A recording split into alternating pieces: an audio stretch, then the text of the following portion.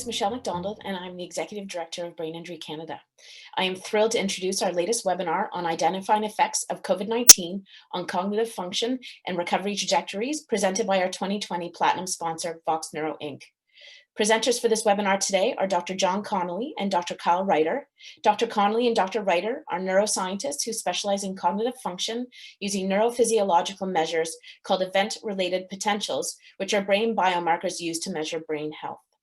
Vox Neuro has been monitoring the progression of COVID-19 since its onset, and this webinar goes into more detail about leading research and what neurological impacts Drs. Connolly and Ruiter have been finding using Vox Neuro's technology. Enjoy. Hello, my name is John Connolly, and I'll be speaking about the effects of COVID-19 on cognitive function. And I'll be speaking with particular reference to long haul, and we will maybe touch upon recovery trajectories later. The next slide is the Johns Hopkins dashboard. I'm sure you're all familiar with it. And it's now saying that there are now almost 51 million cases around the world. And in terms of what that means in terms of long COVID, there are no good estimates at the moment, as indicated by a paper by the National Institute for Health Research in the United Kingdom. But for example, there are studies ranging from a study in Italy saying 87% of the patients they had seen with COVID-19 had not, still had symptoms 2 months after the initial diagnosis.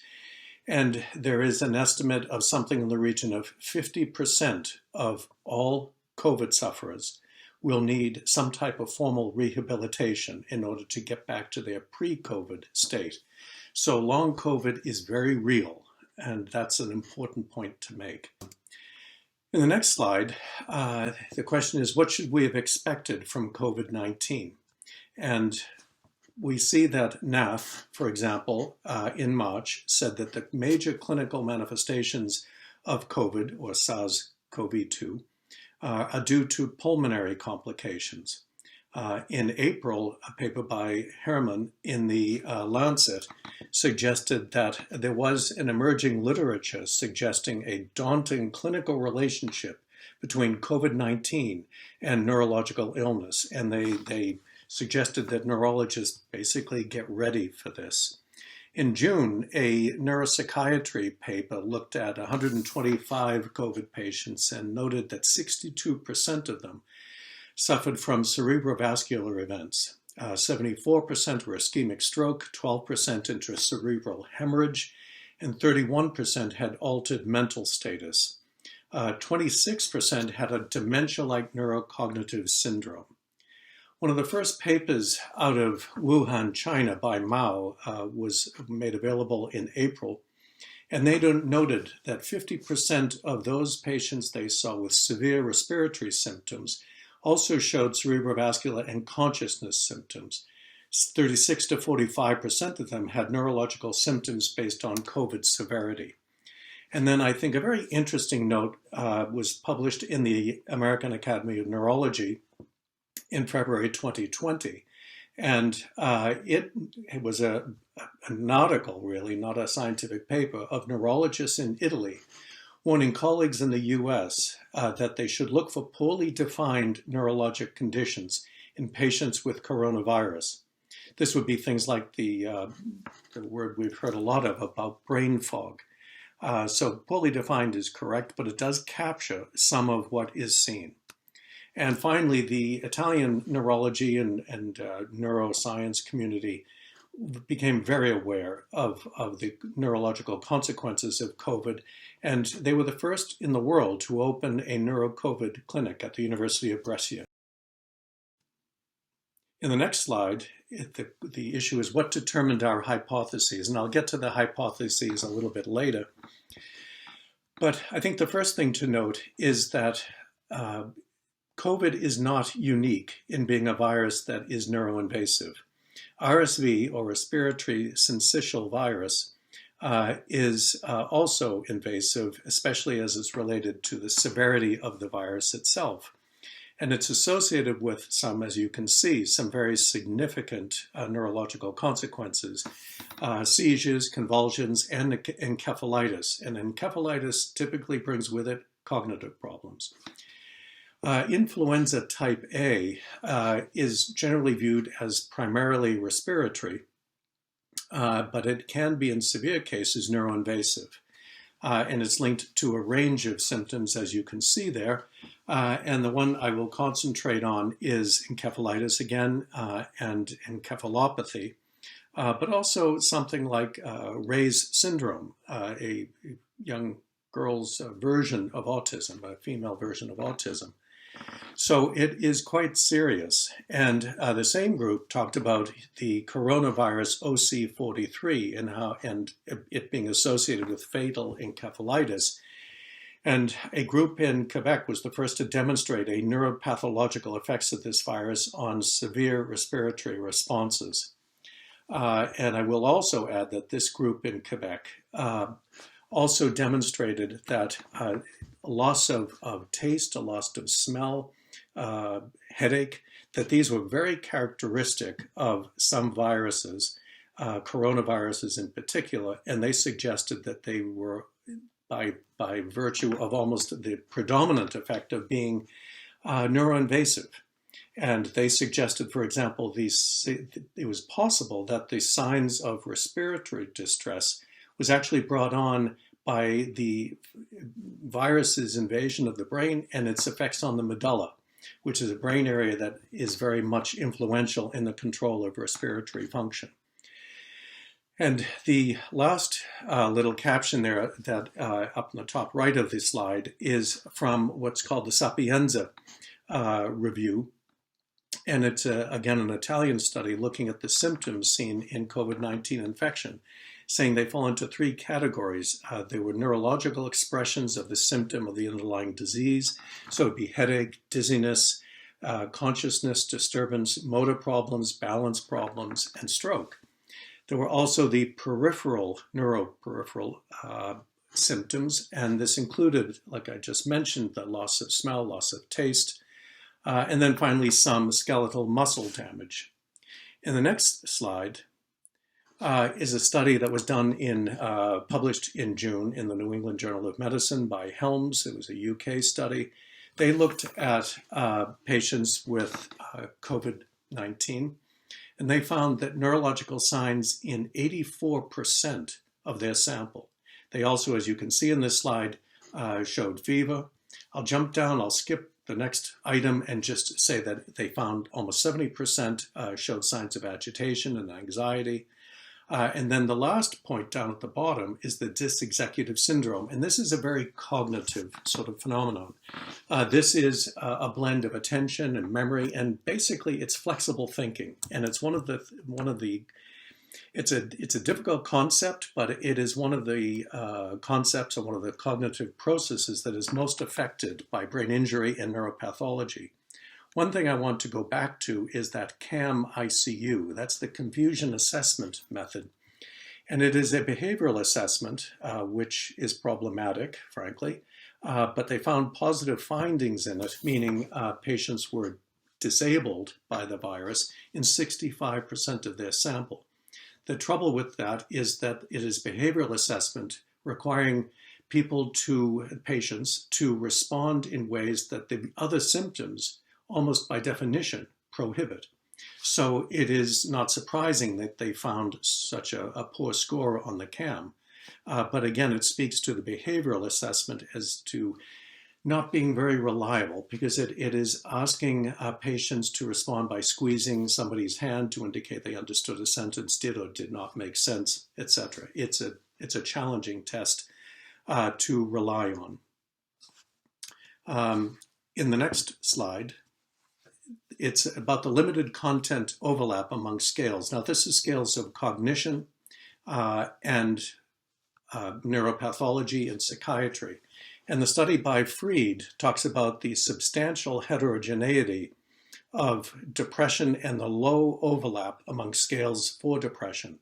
I mention this, I cite this study because depression and anxiety are not uncommon in long COVID cases. I think that's, again, something to be very aware of.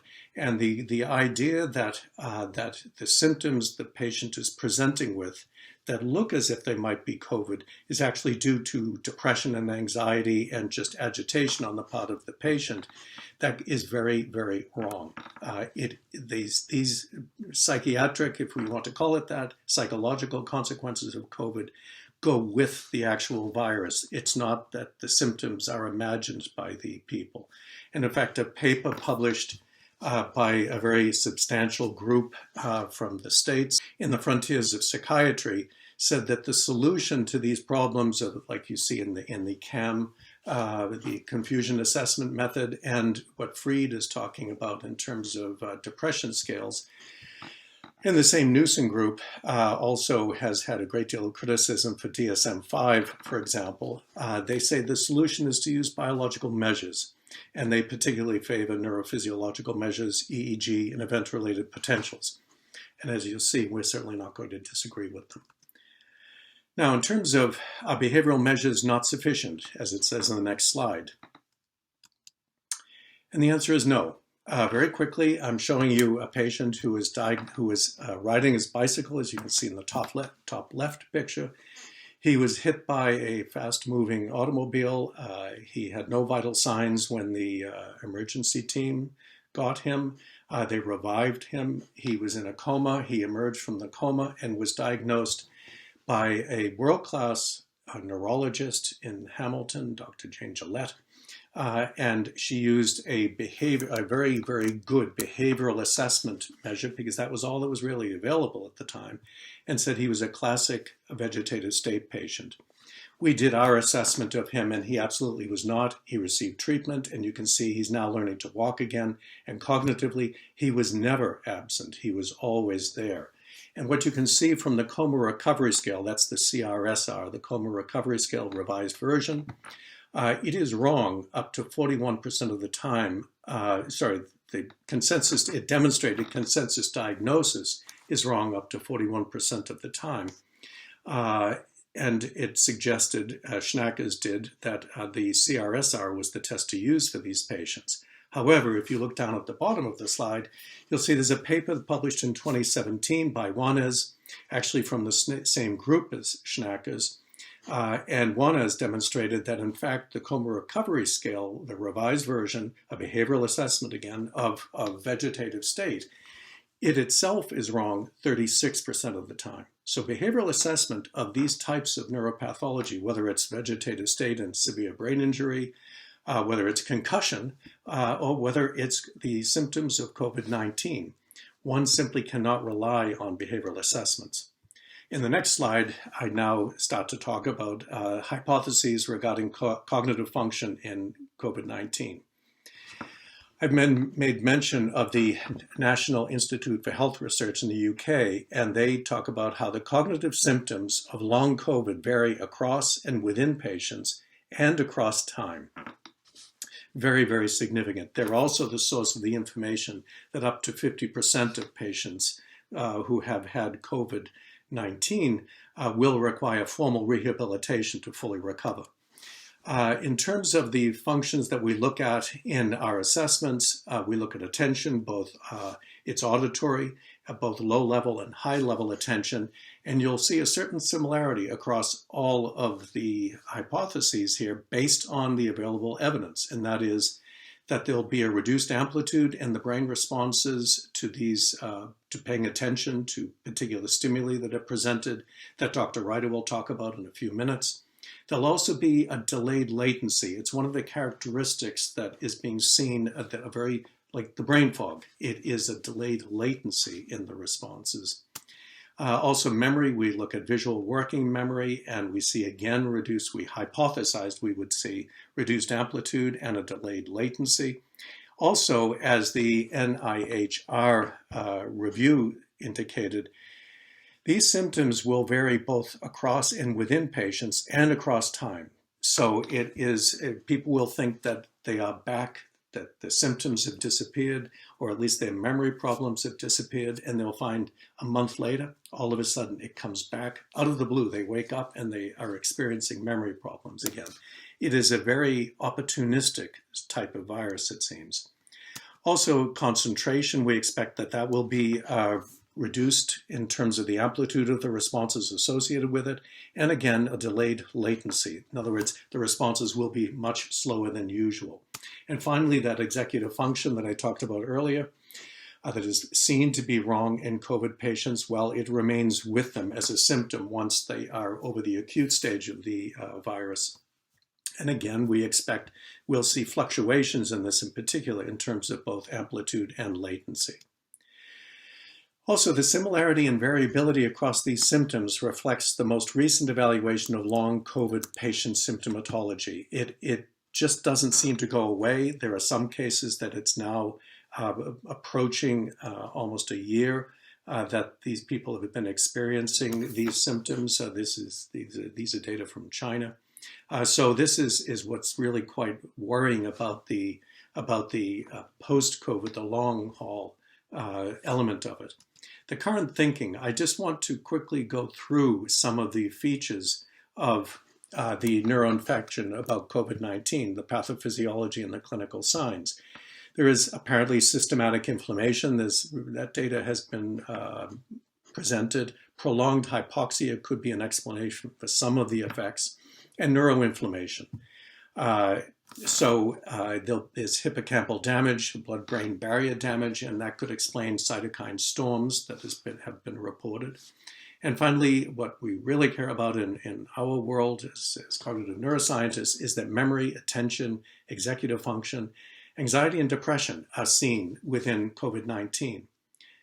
What I want to point out, however, is that this is not entirely unique. Now, a very different sort of virus, hepatitis C virus, is also associated with neurocognitive disorder. And as the bottom left panel shows, it's a very different type of virus, but patients show episodic and working memory abnormalities, attention abnormalities, executive function abnormalities. I'm really showing you these data to emphasize that point, but also to point out a study again done in Italy with hepatitis C, showing that neurophysiological measures of attention and memory, that the P300 was the only measure they recorded, behavior and neurophysiological, that showed abnormalities, and it was only delayed latency. There was a slowing of brain responses, and also it was the only response that showed changes to therapeutic intervention, antiviral agents, for example, that normalized the latency. So I think this is something that's worth noting. The other issue is that a lot of times there is the view that long COVID may be the result of ICU time, because ventilation is known in and of itself to produce acute respiratory distress syndrome and affecting attention, memory, verbal fluency, executive function. The fact is that the long COVID sufferers, some of them were never even hospitalized. Others never were ventilated, and yet they still have the long COVID symptoms. So I think that that there's already been, in some respects, a research study just by circumstance of patients where there being not room for them in hospital, not room for them in an ICU, not available to be ventilated, that they survived it nonetheless, but they had survived it with long COVID symptoms. Use of EEG and ERPs in point-of-care assessment, which is really what we do. And the issues here are that the reason we use these measures is assessment and differentiation of functional symptoms. These measures, especially ERPs, are very, very good at this. Assessment of change over time, as you just saw in the Italian study, is very feasible. Also, assessment of responses to therapeutic intervention. Again, the Italian study demonstrates that very nicely with hepatitis C.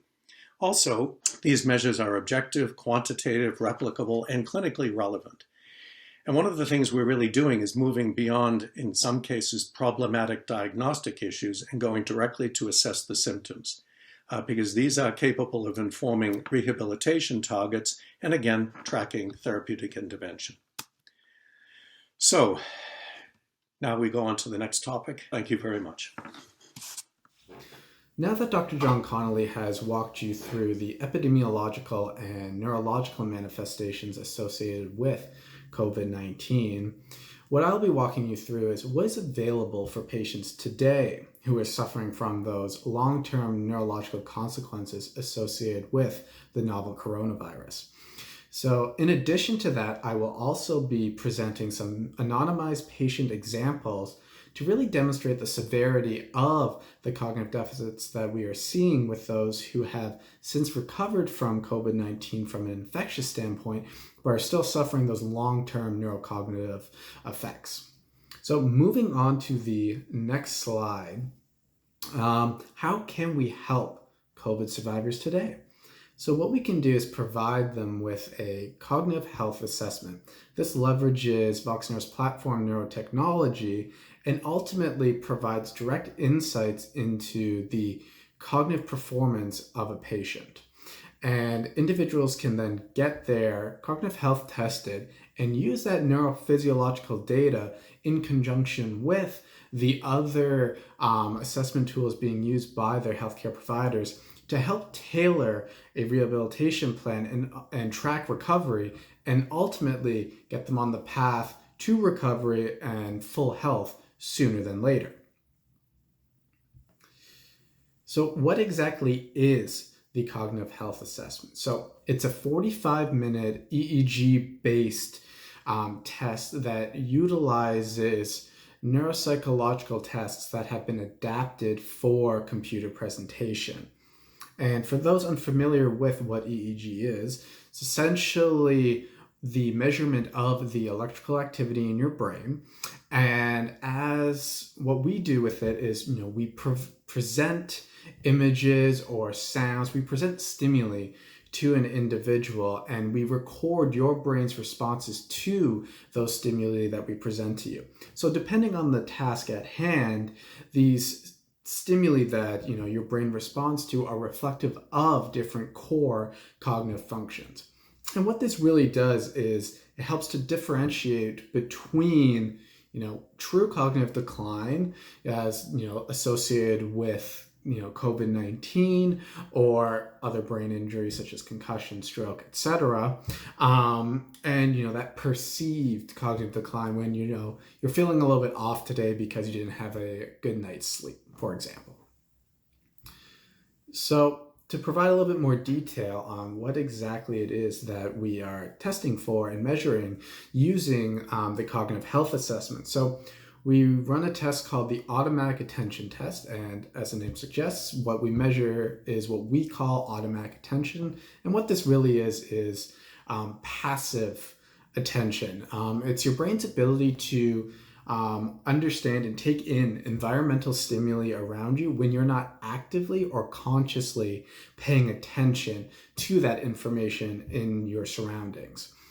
We also run them through a neuropsychologically adapted test called the Continuous Visual Memory Test, or for short, the CVMT. And this is a working memory test and really dives into how well your brain is able to hold information while still doing another task at hand. So ultimately, as the name suggests, really zoning in and measuring the working memory ability of your brain. We then run them through what we call for short the REC test. This tests reactive attention, which is the exact opposite of automatic attention in that it is what you are actively attending to. So it's more what you would typically think of what attention is when you orient or you react to a new stimulus being provided to you.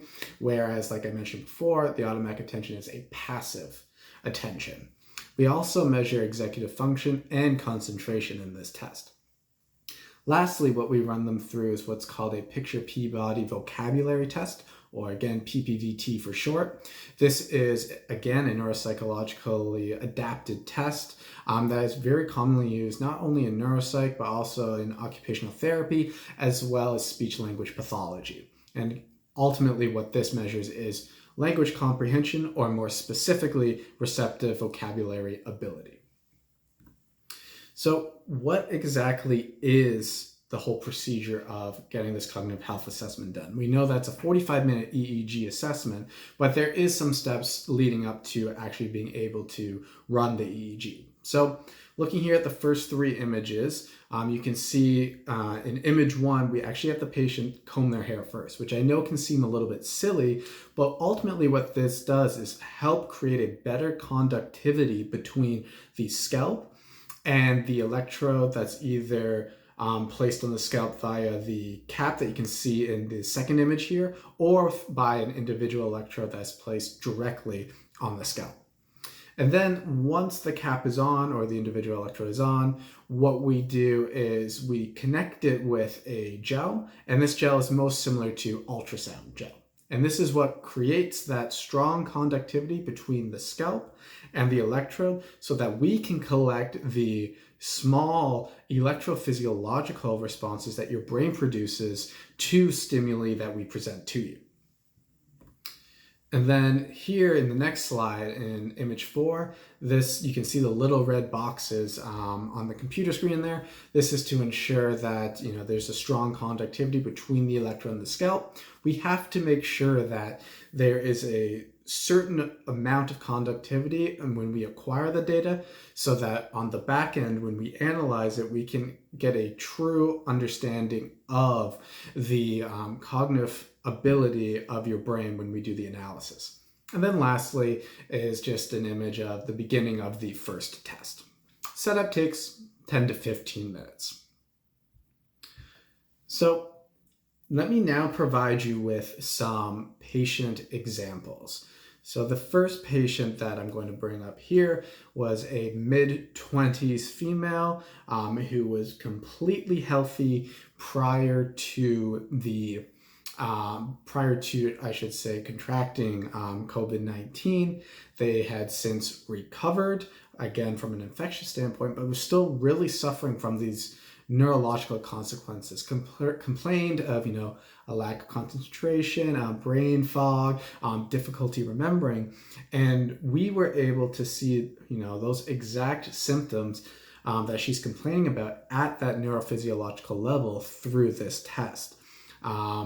We can see here to the screen, you can look at the graph or you can look at the table below, but ultimately what it really shows you is that reactive attention, concentration, and working memory were severely affected in this individual. And this is a patient that was tested 6, 7, 8 months post the original diagnosis. So in this case, my apologies, it's about 5, 6 months post the original diagnosis. The next patient that we tested was a middle-aged female who, again, diagnosed with COVID-19 and had since recovered.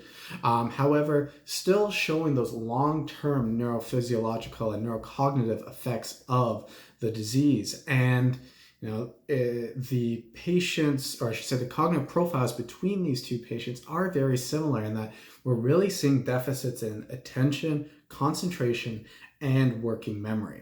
And again, this was a patient that was tested in March, right when that first wave of COVID really hit. And again, we tested them 5, 6 months later and are still seeing these neurocognitive consequences. And I should mention that both this patient and the previous patient have still not been back to work and are still really struggling on a day-to-day basis. Now, patient 3 example here, this is an unofficially diagnosed COVID patient. This patient had the flu, or so they say, and it wasn't until after that they had really started to learn more about what COVID is that they realized, I probably had COVID before people really understood exactly what it was. But again, this was right at the peak of the first wave at the end of March. Again, tested 5, 6 months later, and this person seems to be struggling a little bit more than the other two, but ultimately we're seeing that same consistency in attention, concentration, and working memory are severely affected by the novel coronavirus. And lastly, In patient 4 example that I have here, again, this patient complained of the flu and has not been right since, and realized after, perhaps this was COVID as well. And this was a patient that was actually diagnosed, or I should say was ill, late December of last year, so of 2019. And we tested her, I believe, just a couple months ago now.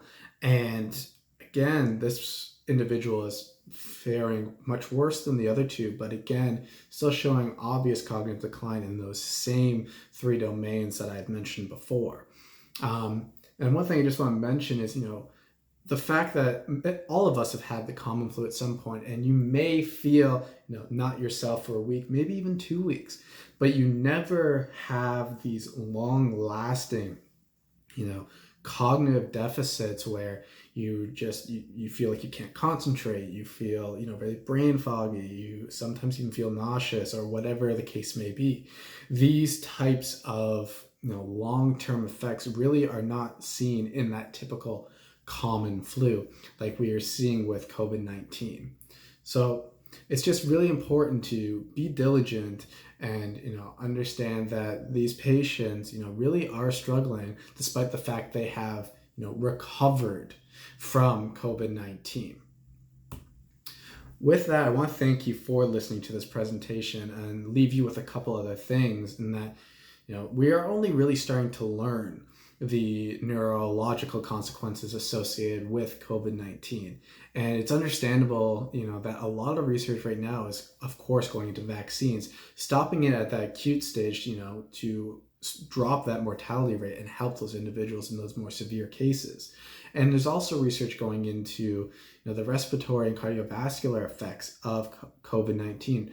But we're seeing here, and we're not the only ones who are doing research and testing of patients who have recovered from COVID, but there really are some significant neurological effects associated with this disease. And it's important that, we stay diligent, we continue to social distance, and we continue to wear masks until a vaccine is available, and, everyone can start to feel better and start to be immune to the disease itself. So with that, again, I just want to thank you. And I will also now be leaving it with a couple patient stories. And so a couple patients will be providing their story on how COVID has affected them in their lives. Hi, my name's Laura, and I was diagnosed with COVID in the beginning of April. I'm a healthcare worker in long-term care, and we had an outbreak within our nursing home, and that's how I initially was diagnosed. So I got a list of my symptoms, which were, one of them was memory loss, so I did have to write these down. So I had fever, nausea, decreased appetite related to the loss of taste and smell. Nothing tasted good. I didn't want to eat anything.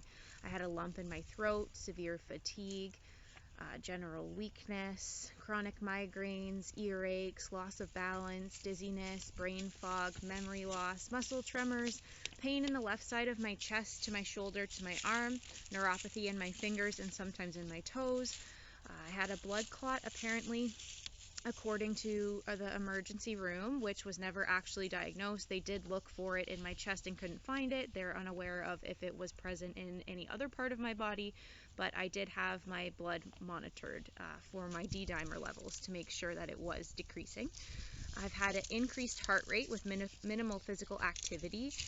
Laundry, mopping, sweeping, anything like that has caused me significant heart rate increase, even just bending over to touch the ground and standing up, actually. So seeking treatment has been difficult because many doctors are uneducated related to COVID, as there really hasn't been any evidence-based research done because it's such a new virus. So my doctor did send me a referral to an internal medicine doctor at McMaster Hospital, which I'm currently seeing and having tests done on my heart and my brain. I don't have any results of those yet. I have to go at the end of November. But I did find the pulmonary function testing to be very delayed. I had a referral in May and I just got my appointment now for December. But with the Vox Neuro, I did reach out online to John Connolly, as I had noticed he was doing a trial, and he got back to me very fast and told me that maybe I should complete a Vox Neuro assessment at the Pillars of Wellness in Burlington. So I reached out to them and I did that, and they got me in very quickly, within less than a week. It turned out I was deficient in 3 different areas in my brain: working memory, concentration, and reactive attention. So the response I received from that team at the Pillars of Wellness has been amazing. They've been helping me immediately as soon as I got my results with physio, occupational therapy, and acupuncture. I have noticed an improvement, and I will be completing another Vox Neuro assessment within 6 months to the date of the one that I had in August. I'm hoping to see more patients that are COVID long haulers complete these Vox Neuro assessments and be able to receive the same help that I've been receiving, which has been nothing short of amazing. Hi, my name's Susie Golding. I'm 53 years old from Oakville, Ontario. I contracted COVID after visiting the local hospital on March the 19th. On the 21st, I woke up with a very mild sore throat. 4 days later, I woke up with a lot of inflammation at the back of my head, throbbing. I had a sinus infection, a burning ear, and a feeling in my throat like it was paralyzed. I wasn't swallowing properly, and there was a lump at the back of my throat. It was very bizarre. From there, I lost my sense of taste. Everything tasted metallic for a few days. Then I developed a terrible cough. It was a very unproductive, dry, barking, high-pitched cough. From there, I had some gastrointestinal issues, flu-like, diarrhea, and terrible stomach cramps. Then I developed GERD-like symptoms with excessive belching and gas and stomach acid. From there, it went into my heart, where I was having a twitching feeling in my heart, and a feeling like I was going to have a heart attack. It was having stabbing pains in my left side of my chest and irregular heartbeat. I started having issues with my lymph nodes, especially in my jaw and around my neck area. Everything was tender and sore and swollen. And then I had lesions on my tonsils. This took me into June, and all these symptoms were still going strong. Then I started to develop neurological issues at this point. Tinnitus, dizziness, loss of balance, concentration issues, memory loss issues, and extreme fatigue like I'd never experienced before in my life. I was having difficulties driving a car. I was having difficulties walking. I turned the radio on in the car, and I didn't remember how to change the channel. Things that should have been there in my memory just weren't there. I'd have a conversation with someone, and in the middle of a sentence, I'd just forget completely what I was speaking about. So I'm still to this day having these issues. As far as the tinnitus, the dizziness, it's hard for me to walk. If I do a toe to heel walk the straight line, I will actually fall over. And just still a lot of memory issues, insomnia, and just feeling under the weather all the time. Seeking treatment has been difficult and frustrating. I have seen an ENT 3 times, a gastrointestinal specialist, and a neurologist. Did receive medications for the sinus issues and the gastrointestinal issues as well. The neurologist really didn't know what to do. I had an MRI done, which didn't show anything, inconclusive. And she couldn't find anything that was wrong with me, so she labeled me with anxiety. I think that doctors need to understand that we are suffering these symptoms, that they are very real, and that these things are not just made up in our minds. As far as the Vox Neuro assessment, cognitive issues that were shown, the deficits are just a real black and white, concrete, conclusive evidence showing that there are definite issues going on neurologically speaking with the function of my brain. I wish that these tests were readily available to Canadians. It's the only thing that seems to be showing any kind of diagnosis, and so we can treat people and have rehabilitation done. I just wish going forward that we were all offered these testing and that they were readily available to the mainstream. Hi everyone, my name is Desjardins, occupational therapist here at Pillars of Wellness, and I wanted to talk to you a little bit today about COVID and the long haulers and what we've been seeing with doing the Vox neurocognitive assessment. So if you've read any of the research or had any experience speaking to any of the long haulers, as they call them, who've had COVID-19, they're experiencing a lot of cognitive challenges, some different neurological issues, and there's some research underway in regards to that. But we have been assessing some people with the Vox neuro assessment to look at their cognitive function after COVID. And it has been very interesting because their subjective reporting is significant in terms of cognitive changes after having the virus.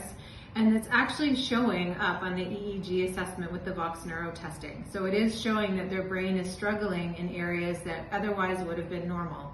So some attention, some memory issues, and some concentration. So it's just been a bit of an interesting endeavor for us here at Pillars of Wellness because it's opening up and sort of opening our eyes to some of the impacts of COVID, something that we never would have been able to get objective data on without Vox neuro.